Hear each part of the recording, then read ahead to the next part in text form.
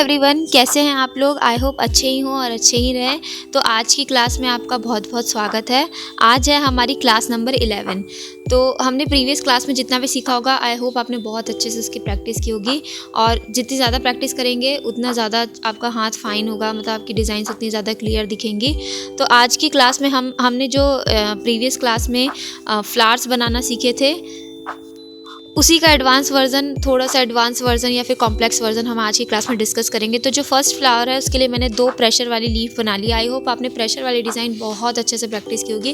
फिर जो सेंटर में एक स्पेस बचा है उसमें हमने अपना जलेबी वाली डिज़ाइन या फिर आप स्पायरल वाली डिज़ाइन जिसे कहते हैं वो बना ली है।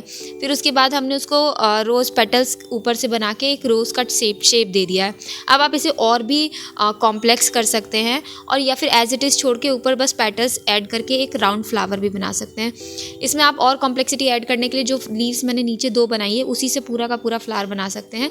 लेकिन बस आपको पता होना चाहिए कि लीव्स की एडजस्टमेंट किस तरह से करें कि वो एक ट्विस्टेड कॉम्प्लेक्स फ्लावर दिखे।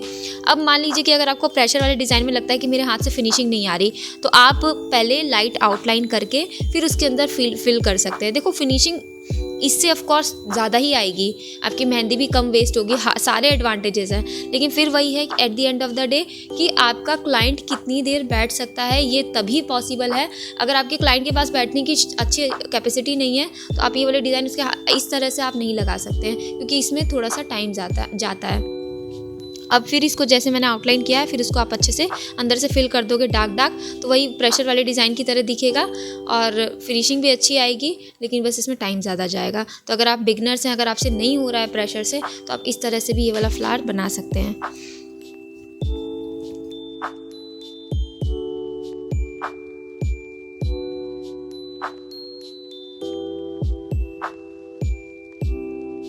अब पूरा फिल करने के बाद आप इसे एज इट इज़ भी छोड़ सकते हैं, और चाहें तो जैसे फर्स्ट फ्लावर में मैंने एक लेयर ऐड की थी, इस तरह से इसमें भी एक लेयर ऐड कर सकते हैं।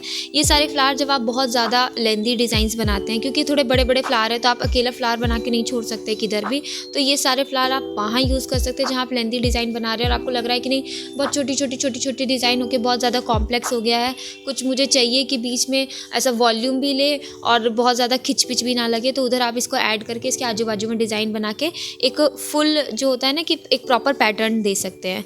और इसमें आप चाहें तो शेडिंग कर सकते हैं। अगर आपको लगता है कि नहीं शेडिंग से बहुत ज़्यादा क्राउडेड हो जा रहा है तो आप इसे खाली भी छोड़ सकते हैं। शेडिंग दोनों तरफ से कर सकते हो। मैंने यहाँ ऊपर से नीचे की तरफ करके दिखाई है, आप नीचे से ऊपर की तरफ भी कर सकते हैं।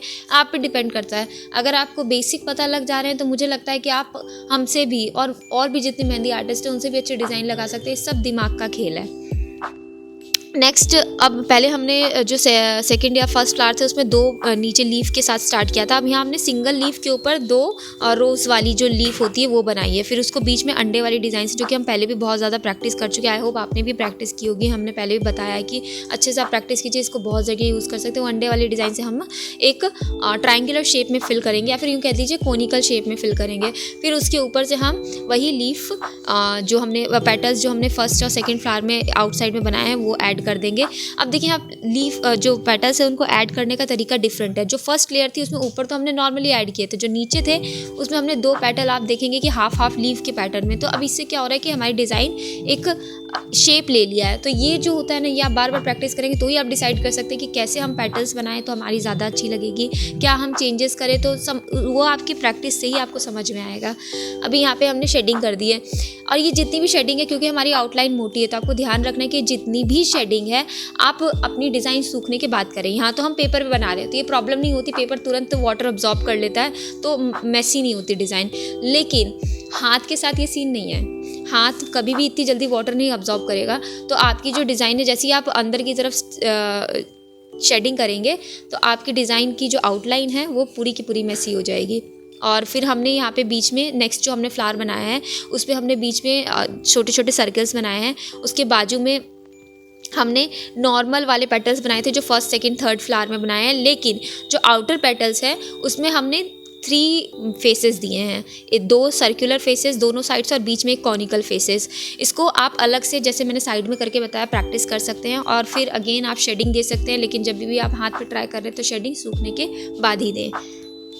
नेक्स्ट अब जो डिज़ाइन है उसके लिए हमने बीच में एक सर्किल ले लिया है और उसको प्रॉपरली अच्छी तरह से फिल कर लिया है। और जब भी आप ऐसे डिज़ाइंस बनाते हैं जिसमें आपने कभी कभार हो जाता है, दिमाग में नहीं रहता, अगर आपने सर्किल फिल कर लिया है, खैर मैं तो यहाँ पे बता ही रही हूँ एक आउटर कवरिंग वाला, लेकिन अगर आपने सर्किल फिल कर लिया है तो आप उसके ऊपर एक सिंपली लाइन दे दीजिए और उसके ऊपर आप अपनी घिची मिची वाली या हम्स वाली डिज़ाइन या फिर जो लीव्स बन रही है वैसी बना सकते हैं। अब आप कहेंगे कि तो लेकिन मुझे तो वो लाइन देनी ही नहीं थी, तो कोई दिक्कत नहीं है, जैसे ही आपके ऊपर की डिज़ाइन बन जाए आप उस लाइन को और सर्कल को अच्छे से फिल कर दीजिए, तो वो आपका फिल्ड सर्किल हो जाएगा और कोई अलग से आउटलाइन भी नहीं होगी।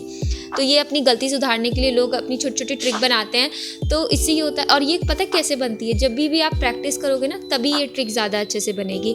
नेक्स्ट मैंने यहाँ पे सर्कुलर लीव्स बनाई है या फिर सर्कुलर पेटल बनाया जो कि बहुत बेसिक होता है, फिर उसको एक और लेयर से कवर कर दिया है और इसको आप एज इट इज़ भी छोड़ सकते हो और इस पर और मल्टीपल लेयर ऐड कर सकते हो। ये सारी डिज़ाइन जो है ना, कभी आपको कोई कहे कि एक छोटा सा बूटा बना दो तो बैक पे बहुत प्यारी लगती है, और क्योंकि ये बहुत डार्क स्टेन देती है तो ये अलग ही खिल के पता लगती है और आप देख सकते हो कि इसमें सिमेट्री कितनी ज़्यादा है।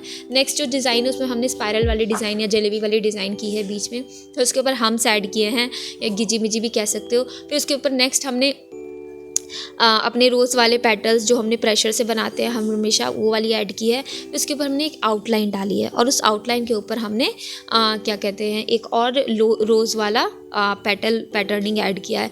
अब आप इसे प्रेशर देके भी ऐड कर सकते हो और जैसे कि मैंने सेकंड वाले फ्लावर में आपको बताया था अलग से बनाकर भी इसको फिल कर सकते हो। आज की क्लास के लिए इतना ही। Thanks for watching.